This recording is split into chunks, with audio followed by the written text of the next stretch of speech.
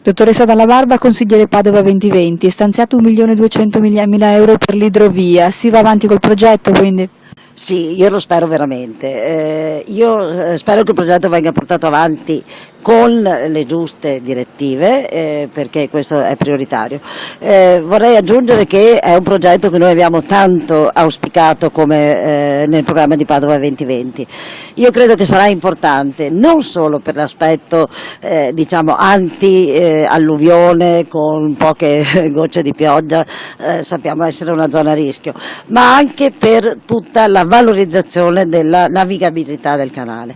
Renderlo navigabile vuol dire creare un ritorno economico per la città grandioso, perché vorrebbe dire aprire al turismo, oltre al fatto che abbiamo già segnalato anche una diminuzione dell'inquinamento, un aumento dell'utilizzo dell'acqua anziché della gomma.